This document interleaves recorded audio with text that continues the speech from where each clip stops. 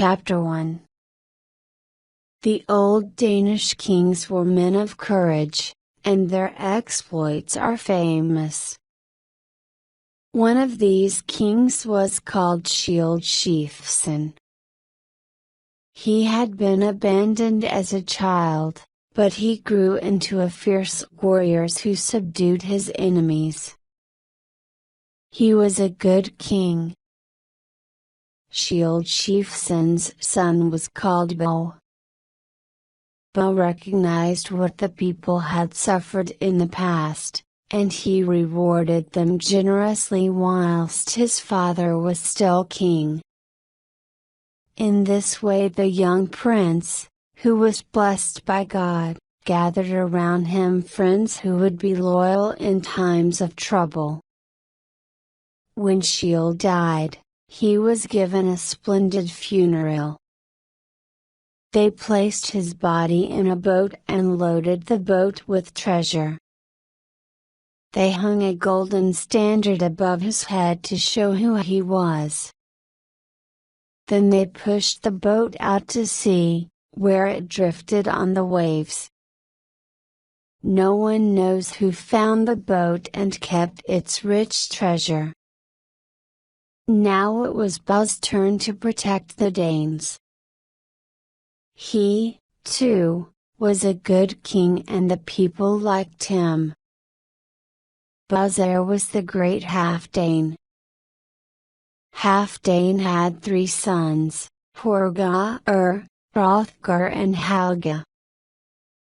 He also had a daughter who married the Swedish king Onola. Hrothgar was lucky in war. Many men were keen to serve him and his army grew. He decided to build a great mead hall as a sign of his power. He wanted the mead hall to be his throne room. He also wanted it to be the place from where he would share his goods with the people. He summoned workers from all over the world to come and build his mead hall, which was called Hoard Hall. Soon the building was finished, and it was splendid. Its towers rose high into the sky, and its roof was wide. There were feasts and singing every day in Hoard Hall. Harpists played their music, and poets told the story of how God created the earth, the sun and the moon. But there was a demon that hated the happiness of Hoard Hall. His name was Grendel, and he lived on a bleak part of the coastal lands. Grendel had previously lived in exile with the family of Cain, who had murdered his brother Abel. One night Grendel came to Hoard Hall to look at the Danes feasting and enjoying themselves there. He found them asleep after their drinking, and he seized 30 men and carried them away with him. He returned to the hall later that night, and left 30 blood-stained corpses there. When morning came the Danes woke up and saw the bodies of their friends. They wept at the sight.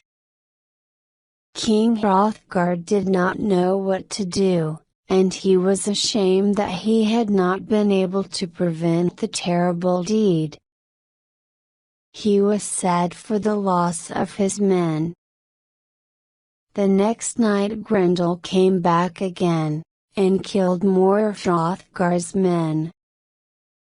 The Danes were now afraid, and they began to leave Hoard Hall. Grendel now ruled. Hoard Hall was abandoned. King Hrothgar suffered for 12 long years. Musicians carried the story of Grendel all over the world. They sang about the horrible murders, and the long war between the demon and the king. They sang about the danger that everyone felt. Grendel continued his attacks on the Danes. He took over Harald Hall, although he could not enter the throne room. King Hrothgar's advisors made plans to defend the kingdom from the demon. Sometimes, too, they prayed to false gods for help in their trouble. They forgot the real God who made the heavens and the earth. The king of Geatland was called Hygelac. One of his lords had heard about the demon, and he decided to help Hrothgar. This lord was the strongest man on earth, a real warrior. He gave orders that a boat should be made ready for him to travel in. He found 14 men who were willing to go with him, and they set off together in his boat.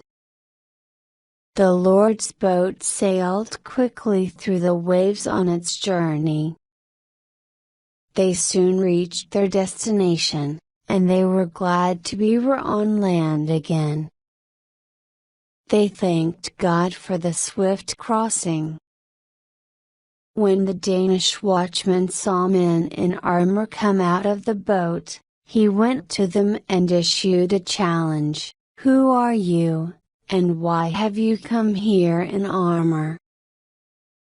"My job is to watch for the arrival of dangerous men on our shores. I have never seen a group of armed men like you before. You did not ask anyone for permission to land." The watchman looked at the warrior, and then he went on, "And I have never seen a man as big as you. You must be an important man. You must tell me who you are, before you go inland from the coast. And you must also tell me why you have come here." The warrior gave this reply to the watchman: "We are from Geatland, and our king is Hygelac. I am the son of Ygtiel, who was a great soldier in his day. We have come here to help your king, and we have no secret purpose. Therefore, please tell us what has been happening here. We want to know everything about this great danger that comes in the night, this killer of men in your country. I want to offer Hrothgar my help and advice. I know how to defeat this enemy, and how to make the king calm again." The watchman looked at the warrior, and then he replied, "I believe you. Pick up your armor and your weapons, and I'll take you to the king. My men will look after your boat until you go back to Geatland." Chapter 2. The watchman led the Geat soldiers to Harald Hall. They were amazed when they saw the huge building. Now the watchman left them, saying that he had to go back to his duty on the coast. The Geat warriors approached the hall. Their armor shone in the sun as they walked. When they entered the building, they sat in the hall. The Danes were curious about the newcomers, and asked them questions. "Who are you, and why have you come here carrying your weapons?" The Geat warrior gave this answer: "We're Hygelac's men. Beowulf is my name. I will tell your king the purpose of our visit if he will see me." A Wendel chief called Wulfgar agreed to take Beowulf's message to the king. He said that a group of people from Geatland had come ashore, led by a warrior called Beowulf, who seemed a strong man. Hrothgar replied, "I know Beowulf. I remember him as a young boy. They say he has the strength of 30 men. God has sent him here to defend us against Grendel. I'll give him a large reward. Now go and ask the Geats to come in, and be sure to tell them they are welcome in Denmark." The Geat warriors went into the throne room, and Beowulf spoke to the king, "I am Beowulf. I have had great victories against my enemies, and now I have heard the story of Grendel and the destruction he has brought to Denmark. Travelers have told us how Horat Hall has been abandoned by its people because they are afraid of the demon. Hygelac's advisors encouraged me to come here to help you, because they know how strong I am. They know I have fought against men and sea monsters, and have always avenged the Geats. I want to fight Grendel in single combat. I ask you to let me fight him like that." I have also heard that Grendel does not use any weapons. I won't use any weapons, either. We will fight with our hands only. God will decide who wins. I know that it will be terrible if Grendel wins. The demon will eat my body, and I won't have a proper burial. Then he'll kill my soldiers. If I die, please send this armor of mine back to King Hygelac. That's all I ask." Now King Hrothgar replied to Beowulf, "You have come here to help us and to fight for us. I remember your father well, and how I helped him once when his people drove him away because of a feud. I am sorry to ask anyone for help in our troubles with Grendel, but he is destroying my soldiers. Only God can stop him." Our men discuss the demon when they are drinking, and they promise to protect Horat Hall. Often they have waited for him in the night with their swords. But in the morning their blood is found everywhere in the hall. That's how they have died, and I have lost many soldiers. Hrothgar invited the Geats to dine in the hall, and they sat together. They ate well, and a minstrel sang for them. One man was not happy that the Geats had come to Denmark. This was Unferth. He was jealous of Beowulf's courage and his fame. Now he spoke challengingly to the Geat warrior, "Are you the same Beowulf who had a famous swimming match against Breca? That was just vanity, you wanted to win even though people warned you of the danger. You went into the water and it was cold and rough. You struggled for 7 nights. But Breca was stronger than you. He reached the land one morning, and proved that he was a better swimmer than you. It will be the same with Grendel. No one has lasted an entire night against that demon." Now Beowulf smiled at Unferth as he answered him, "That swimming match came about because we had drunk a lot. What really happened was this. Breca and I were good friends. We had known each other all our lives, and we were always challenging each other. Both of us swam with a sword, to protect ourselves from the sea monsters. I was stronger than him, and could always swim further out to sea than he could. We went on for 5 days in that dreadful cold, swimming side by side. Then the wind drove us apart. Sea monsters attacked me all the time, but I killed 9 of them with my sword. In the end I landed safely. Beowulf stared hard into Unferth's eyes, and then he continued, I can't remember any struggle of yours like that, Unferth. You've killed your own people, and so you'll go to hell when you die. Anyway, if you were really as brave as you say, you would have done something about Grendel.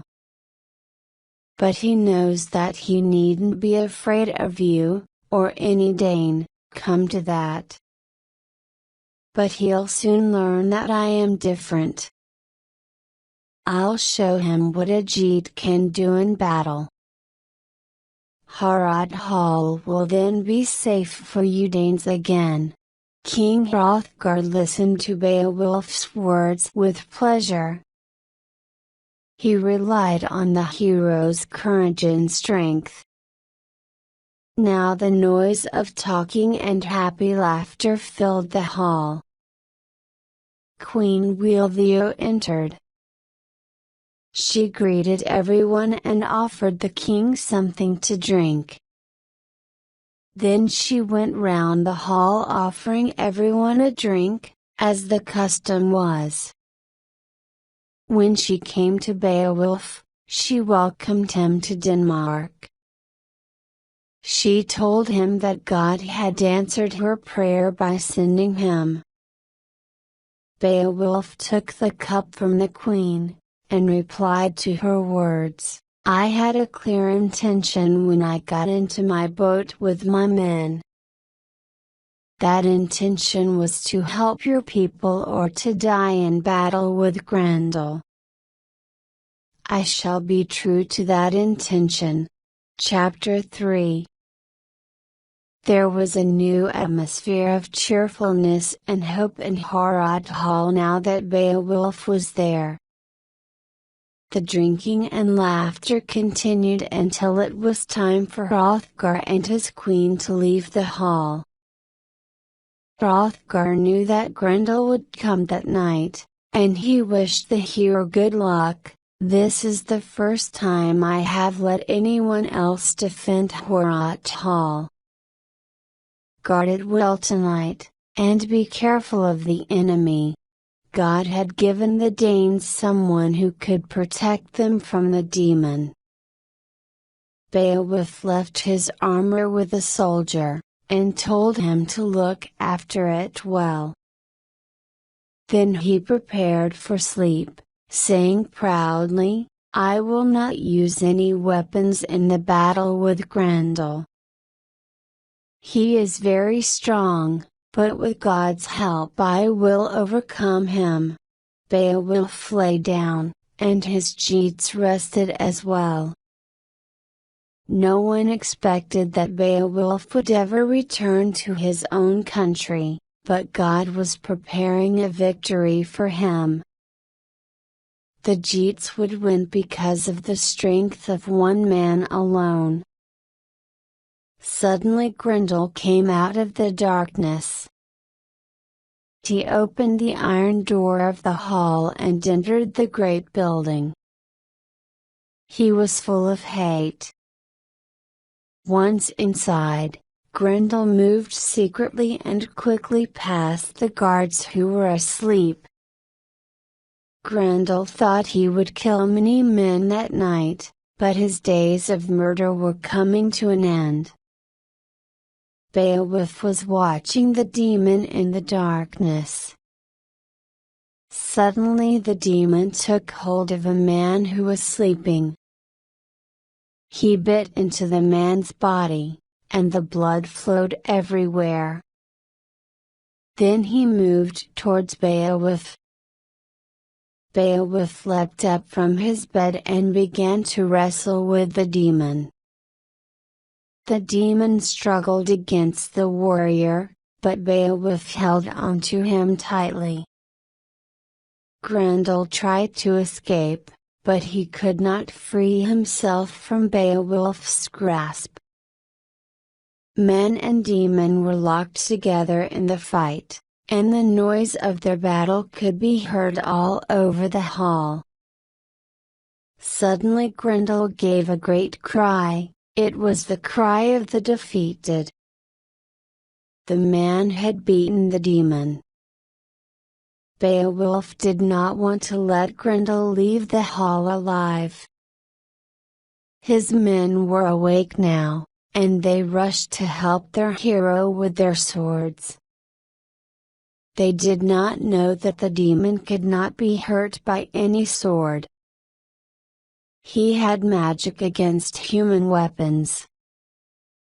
Now Grendel began to weaken. Beowulf still held on to him, and the demon was in agony. The injuries that Beowulf gave him were terrible. He pulled the demon's arm and shoulder off. At last the demon fled the hall.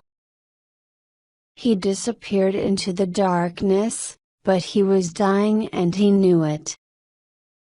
The next morning warriors came from everywhere to discuss the battle. They saw the traces of his blood on the ground outside the hall. They saw the place where the demon had dived into the water and drowned.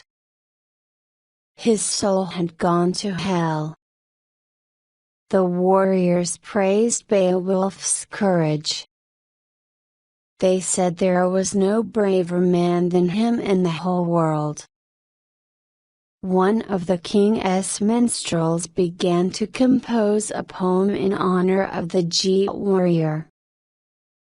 The poet told the story of Sigmund the dragon killer, and compared Beowulf to that hero. King Hrothgar came into the hall with his queen Wealhtheow. He looked at the remains of Grendel's arm and shoulder, and then he spoke the following words: "We must thank God for this victory.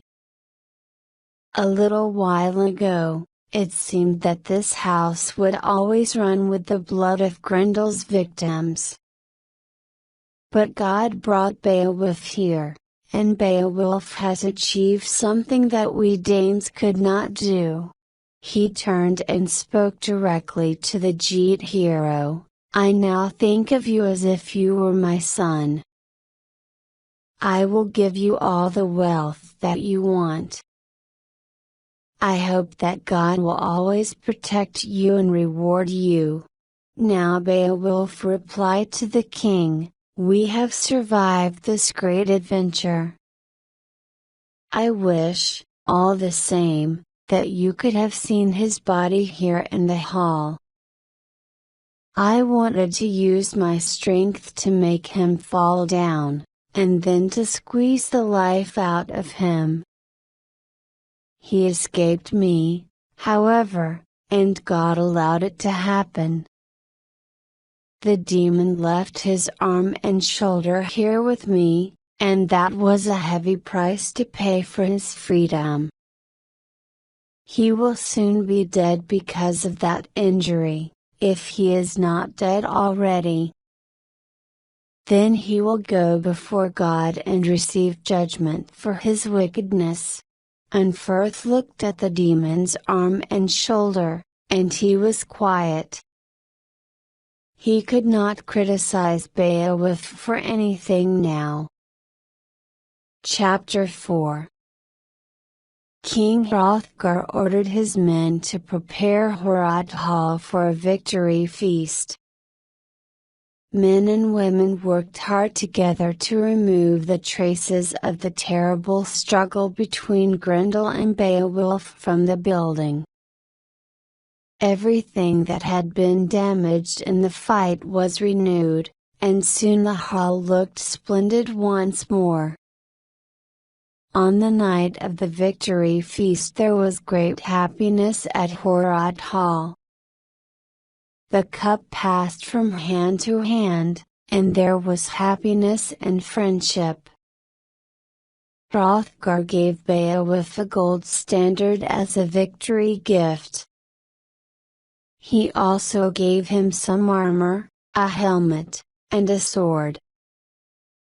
Then the king told his men to bring 8 horses into the hall.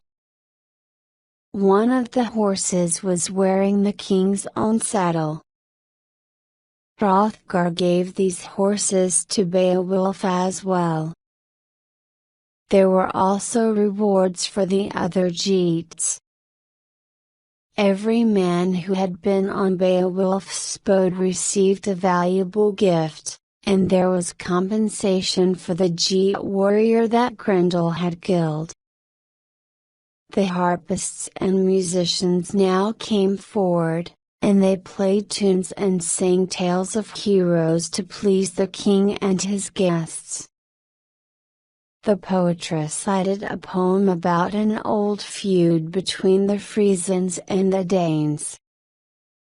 The poem told a bitter story of blood, betrayal, and revenge. Everyone listened to the recital with pleasure. Queen Wealhtheow said to Hrothgar, "Drink to the Geats, my lord. Be generous to them, and enjoy their company. But think carefully about what you are doing. You have said that you think of Beowulf as if he were your son. Be sure you leave your kingdom to your own sons when you die. Remember your brother, Hrothulf. If you die before he does, he will look after Denmark for our children. He will treat them well." The queen glanced over at her 2 sons, Hrethric and Hrothmund. Beowulf was sitting happily between the 2 brothers. There were more gifts for Beowulf, gold, rings, and a magnificent torque. The queen spoke to Beowulf, "Wear this torque for luck, and also this armor. I wish you luck throughout your life. Treat my sons kindly, because here in Denmark friends are loyal to each other." The feast continued. The warriors were drinking wine, and none of them knew the terrible things the future was bringing them. At last the feast came to an end, and guards were posted at the hall. Everyone prepared to sleep, but they kept their armor and their weapons close to them. That was the custom. Beowulf was not in the hall. He had been given a bedchamber away from the other warriors. While everybody slept, something horrible entered the hall in the darkness. Suddenly the hall was full of noise and shouting, and the warriors woke up. There was a moment's confusion. People did not know what was happening. Then they understood. Grendel's mother was determined to avenge her son's death. She had already killed 1 warrior while everybody was sleeping. She had taken the body to her hiding place outside the hall. The dead man was called Eskir, and he had been one of the king's best friends. The Danes reached for their swords as quickly as they could. Now the demon grabbed her son's arm and shoulder and ran from the hall. In a few moments Beowulf came running into the hall with his men. Hrothgar spoke to him, "Suffering has come back. Eskir is dead. He was my best friend, and always fought alongside me in our battles.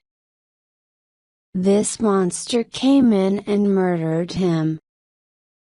She must have decided to avenge Grendel's death.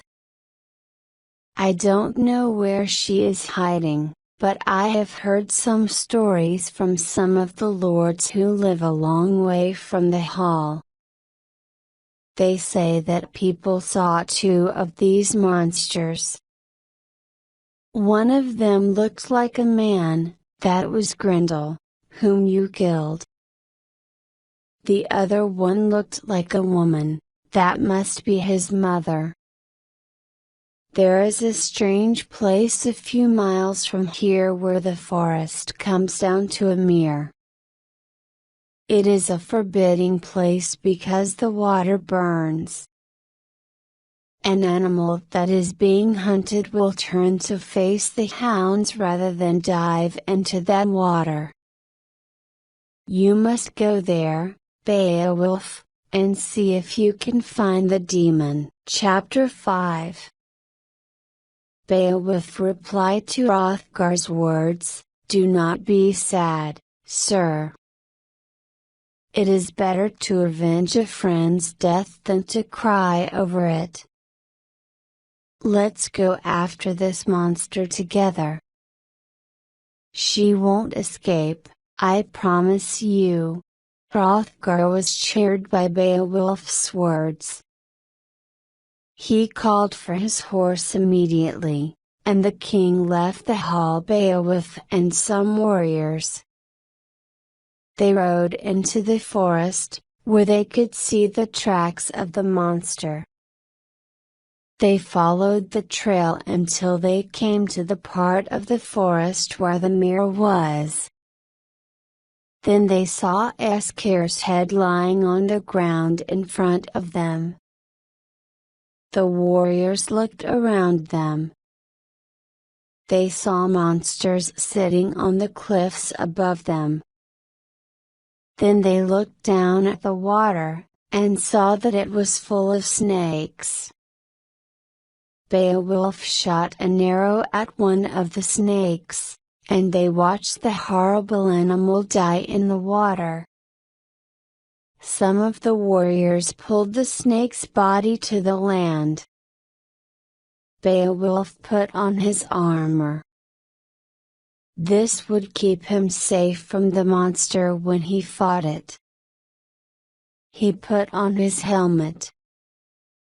Then he took a wonderful sword that had been given to him by Unferth. The sword was called Hunting. No one who used that sword had ever been defeated. Unferth's gift of the sword to Beowulf proved that he was afraid to pursue the monster himself. When he was ready, Beowulf spoke to the king again, "Remember what you promised me earlier, my lord. If I am killed in this battle, look after my men for me. And send the gifts you have given me to Hygelac. If I die, I want Unferth to have my own sword. The one he gave me I am taking with me to the battle." Then Beowulf dived into the foul water. He swam down for nearly a whole day before he could see the bottom. The monster was immediately aware that a human being was coming towards her. She swam up and caught hold of Beowulf. Then she dragged the warrior down to the bottom.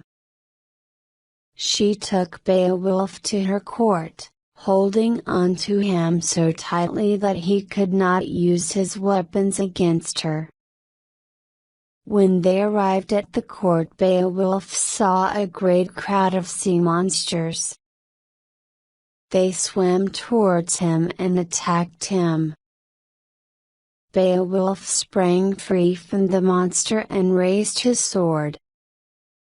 He brought the sword down on the monster's head, but nothing happened.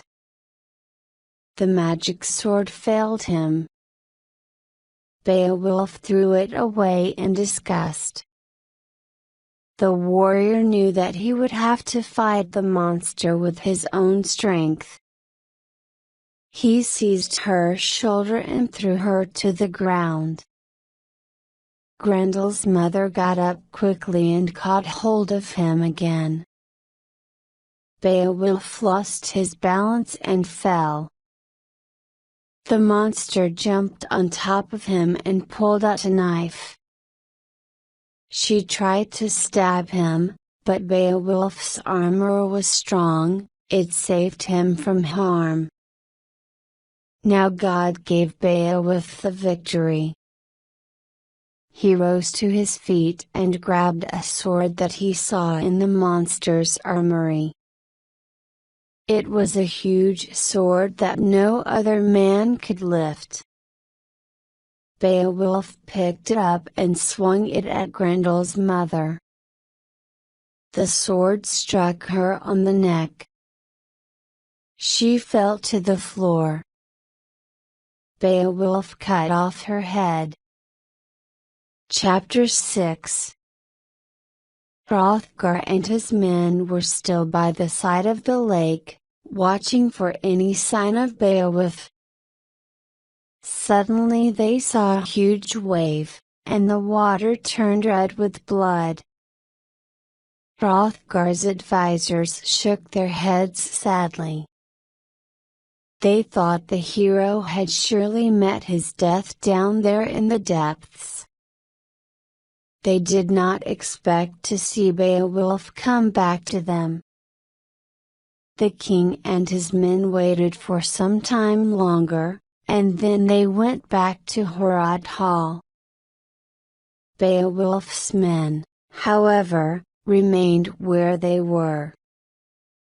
They had no hope that Beowulf would survive, but they stayed all the same. At the bottom of the lake, Beowulf watched as the sword he had used to kill Grendel's mother began to melt. It dissolved the same way that the frost dissolves when the sun is warm. Beowulf looked round the monster's court, and he saw a lot of rich treasure there. He took nothing with him when he left, however, except the monster's head and the sword hilt. He swam upwards through the water. The snakes had gone now that the monster was dead, and the water no longer burned. Beowulf swam strongly for the land, pulling his heavy load behind him. The Geats were full of joy when they saw their hero reach the land. They helped him to take off his armor, and to carry the monster's head. They put the head on a spear, and they set off for Hrothgar's hall. Beowulf showed the king the monster's head when he arrived at the hall.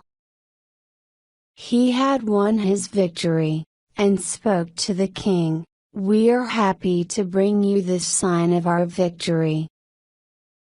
The battle under the water was a difficult one, and I nearly died down there. I could not have done it without God's help. Grunting is a good sword, but it failed me in the battle. Luckily, I found another sword, an old one, and it was with this that I killed the monster. Now you can sleep safely, I promise you. That terrible monster will not disturb you again." Beowulf gave the sword hilt to the king as a present. Hrothgar examined it carefully, and then he spoke, "A king like me, who has promised to protect truth and to defend tradition, has the right to say that a warrior like Beowulf will achieve great things in his life. You are famous now, Beowulf, everybody knows who you are. And because I am wise, I want to share my wisdom with you." Then Hrothgar gave Beowulf this advice: "It is wonderful how God allows a man to achieve many things and to become powerful in his own land.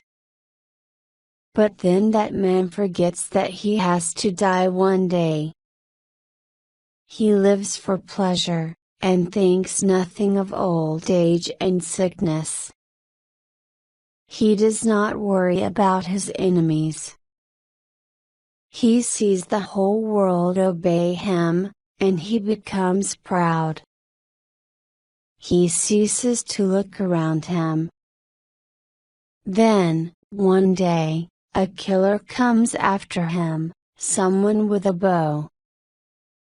The killer strikes at him and the proud man is hit in the heart. Now the demon comes to him, and makes everything bitter. Nothing has meaning for him anymore, and he ignores old customs.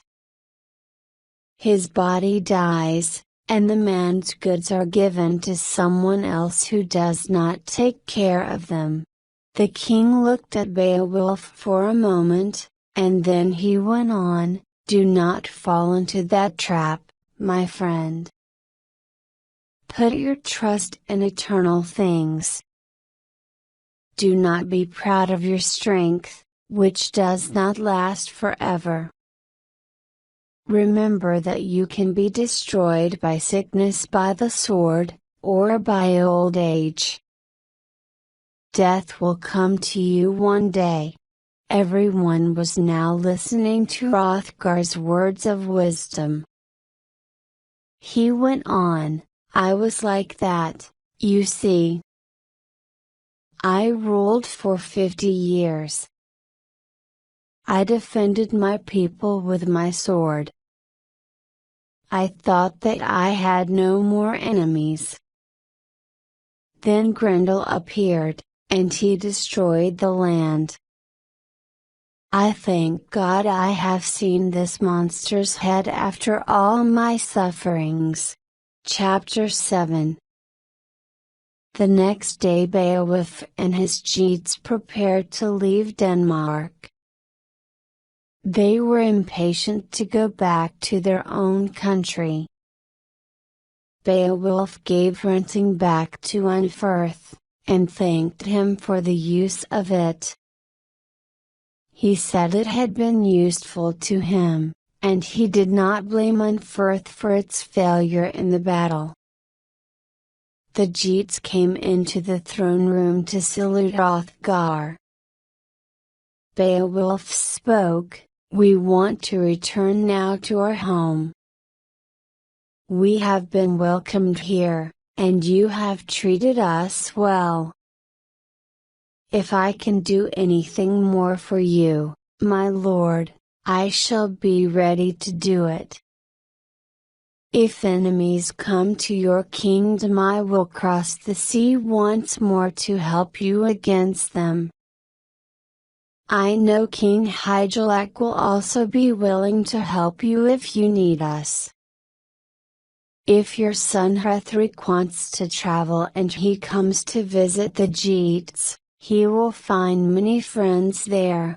Hrothgar listened to Beowulf's words, and then he replied, "God sent you those words, my friend.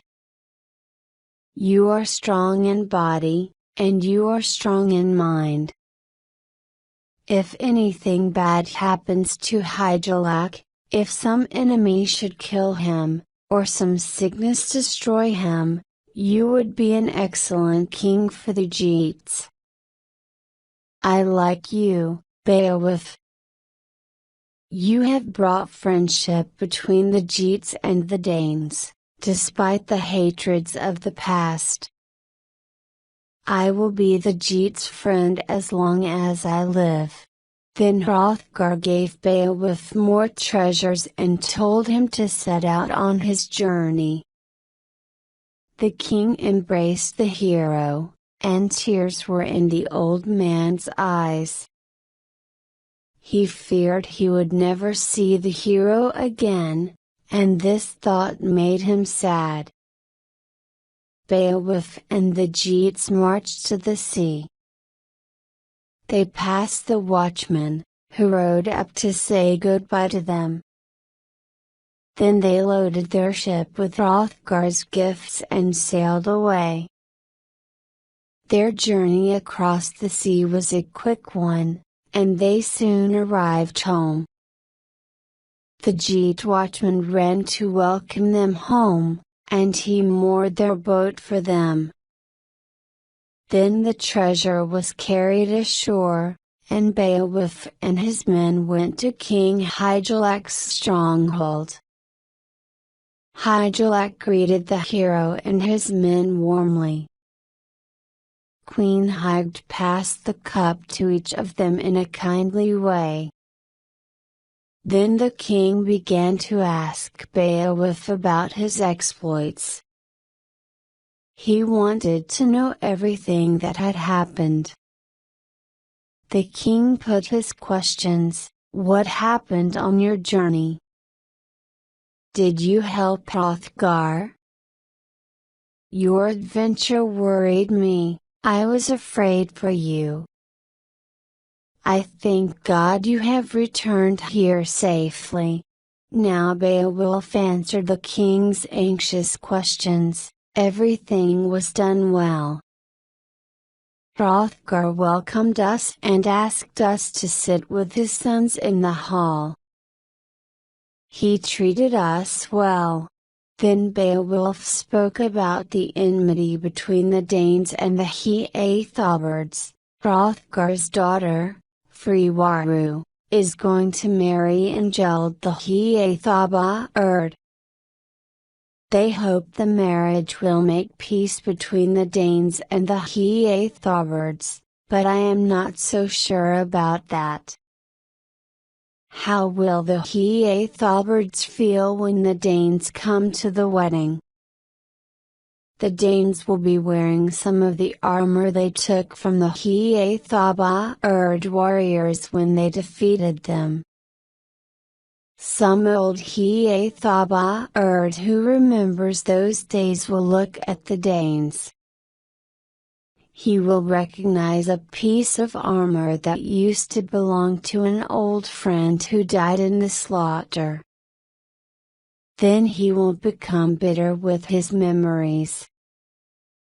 He will say to the dead man's son, "That's your father's sword, young fellow, the one he wore the day he went to fight the Danes." Then the young man will get up and avenge his father's death. The Danes and the Heathobirds will rise angrily to their feet. Ingeld will look at his young wife Friwaru and begin to hate her because of the violent past. Now Beowulf told King Hygelac about his encounter with Grendel. He described how he had fought the monster in Horat Hall, and how he had killed him there. Then he described the fight with Grendel's mother, and the successful conclusion to it. When Beowulf stopped speaking, he called for the gifts that he had received from Hrothgar. He presented these to Hygelac. He gave the king the standard, the helmet and the armor, and the fine horses. He gave Queen Hygd the magnificent torque that Hrothgar's queen had given him. Beowulf kept nothing for himself. He behaved with full honor. Chapter 8. Beowulf's reputation among the Geats was great now. King Hygelac had not thought highly of the young hero before, but all that changed after he heard about Beowulf's adventures. The king rewarded him generously for his courage, giving him a sword and land. The years passed, and the Geats became involved in wars with their enemies. Hygelac was killed in battle, and Beowulf became king. He ruled well for 50 years, and grew into old age with wisdom. Now a new danger threatened the Geat kingdom. There was an underground barrow, which contained a great quantity of treasure.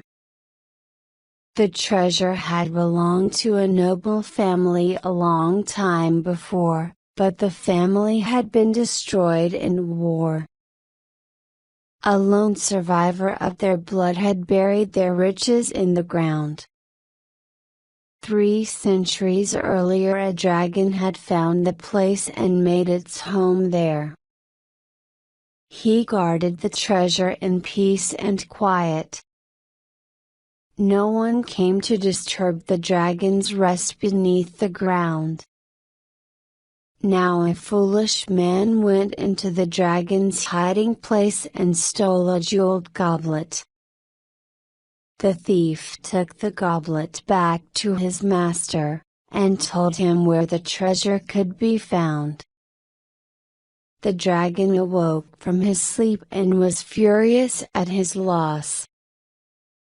He saw the tracks of human feet, and emerged from the barrow when it was dark. He breathed fire in his anger, and wanted his revenge. He attacked the people on the land, burning their homes and killing everyone he found.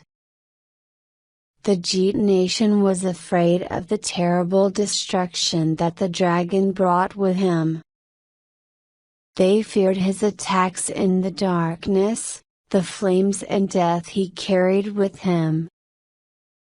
One day Beowulf heard bad news. The dragon had come to his own house and burnt the throne room. Beowulf was troubled at the news. He thought he had offended God in some way.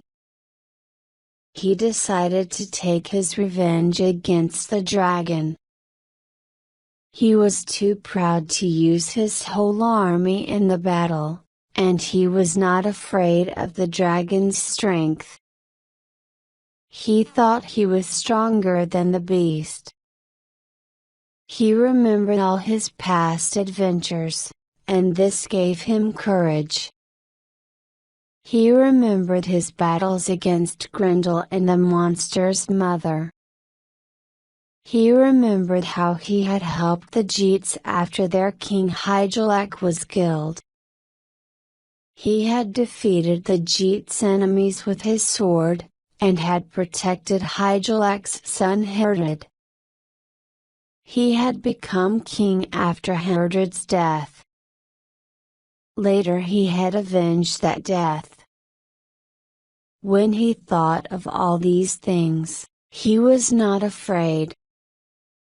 Beowulf took 11 warriors with him, and went out to look for the dragon. By now he understood what had happened. He had found the thief who had taken the goblet, and he made that man come with him. He told the thief to show him where the dragon's barrow was. The thief led them to the coast, and showed them the place. Beowulf sat at the top of the cliffs. He was sad because he felt that his death was near. He wished the Geats who had served with him good fortune in the future. Now he spoke to them, "I have survived many dangers in my life. I came to the court when I was young, and I saw trouble among the king's family and war against our enemies. Hygelac gave me land to reward me for my loyalty to him. I always took my place at the front of the battle, and I shall fight like that until the end. Beowulf made a final promise to his men: I was often in danger when I was young. Now that I am old, I will risk it once again for the sake of glory. I will fight that dragon if he comes out of the barrow. Then the warrior hero said goodbye to his friends. He ordered them to remain where they were so that they could see the outcome of the fight. Chapter 9. Beowulf saw a stone arch at the entrance to the barrow. A stream of hot water flowed out of the entrance. It would be difficult for him to fight the dragon inside there.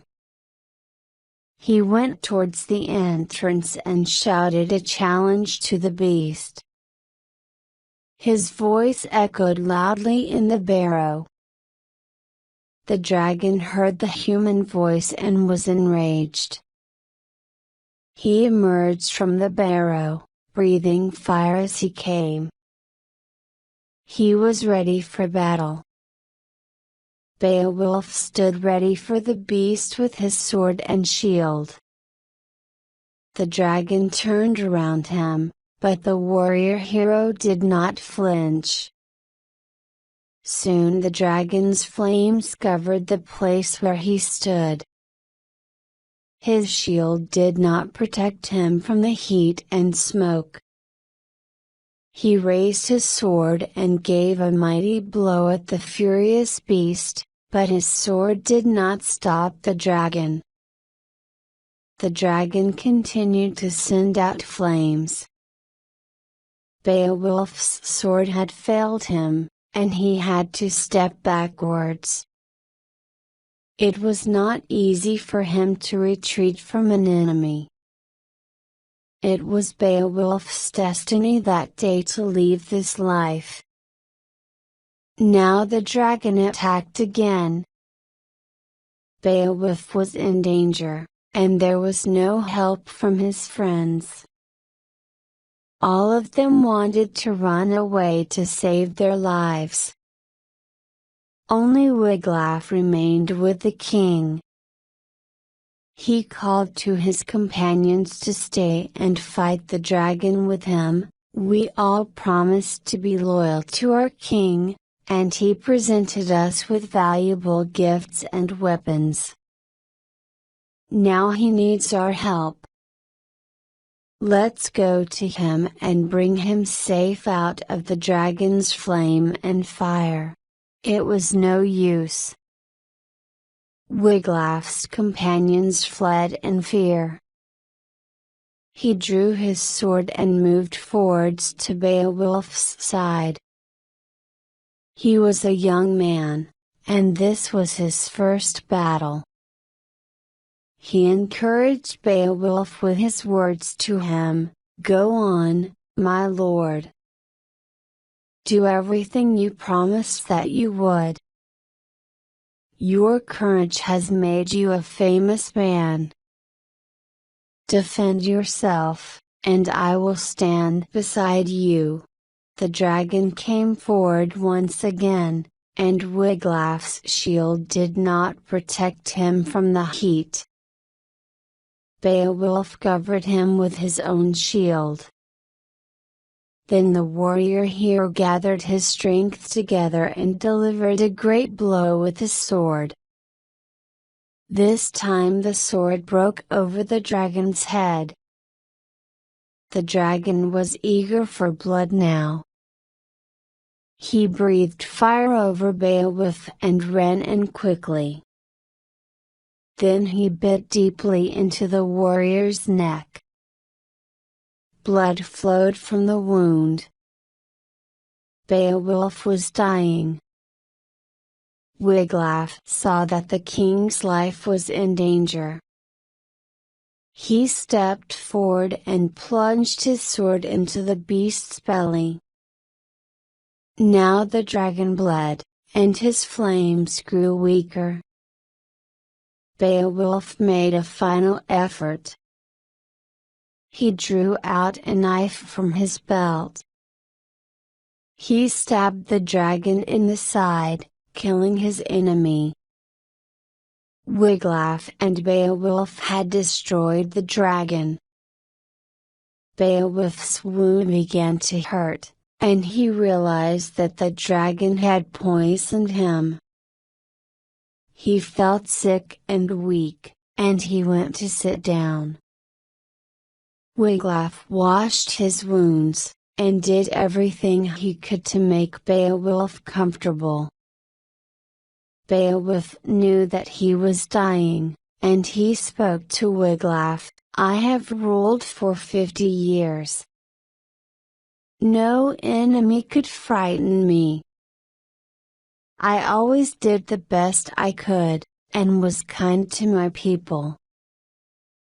This knowledge comforts me now that I am dying. I have done nothing to make God angry with me." Then Beowulf gave Wiglaf his orders, "Go and take out the treasure from the barrow. I want to see it before I die." Wiglaf hurried to obey the king. He went into the barrow, and there he saw the dragon's magnificent treasure. He picked up the treasure quickly and rushed back to Beowulf. He hoped that he would find the king alive when he returned to him. Beowulf opened his eyes and looked at the treasure. Then he spoke, "I thank God that I have seen this treasure. Now I can leave it to my people when I die. You, Wiglaf, must look after them when I am gone. Order my soldiers to build a barrow on the cliffs near the coast. I want it high up on the cliffs, so that sailors will see it as they cross the sea. They will call it Beowulf's Barrow." Then the king took off the golden collar that he wore. He gave it to the young men with these words, "You are the last of us." Chapter 10. Beowulf's companions who had run away from the dragon now came back. They were ashamed, and they stood watching as Wiglaf tried to revive their king. Wiglaf looked up at them and spoke these words angrily, "Beowulf gave you weapons and other gifts, but it was useless. When he needed you, you deserted him. Yet God allowed him to kill the dragon. I could not do much for him during the battle, but I tried to help him. I managed to wound the beast myself, but there were not enough of us." Wiglaf now spoke of his fears for the future. "When our enemies hear about your cowardice today, they will come to destroy our nation. The Franks and the Frisians will soon know that our king is dead. They will soon come here with their warriors. The Swedes will come as well. When Beowulf was king, he protected us and kept us safe. He looked after the people, but he was also a hero." Then Wiglaf told the warriors what they had to do. He said that Beowulf's funeral pyre should be a rich one. They should put the treasure he had won from the dragon onto it. The warriors wept now as they looked down at the body of their king. Next to Beowulf they saw the body of the dragon. Nearby they saw the rich treasure from the barrow. After a few moments Wiglaf spoke again. It is often dangerous for a man to do as he wants. This is what happened here. Beowulf disturbed the dragon who was guarding this treasure. Our warrior hero found the treasure, but the cost was high. He died as a result of his search. He told me what to do before he died. He said that we should build a barrow for him on the cliffs. Wiglaf took the warriors into the dragon's hiding place. They took out the treasure that was still there. Then they threw the dragon's body over the cliff into the sea. Wiglaf now told them to prepare wood for Beowulf's funeral pyre. The Geat people built a great fire. They put shields and helmets on the fire, as Wiglaf had instructed them to do. Then they placed Beowulf's body on top. They lit the funeral pyre, and flames and smoke rose into the sky. The noise of the fire was greater than the sound the people made as they wept for their king. A Geat woman began to sing about her pain and loss. She sang about her fears and her grief for the nation. She sang about the danger of invasion, the threat of enemies.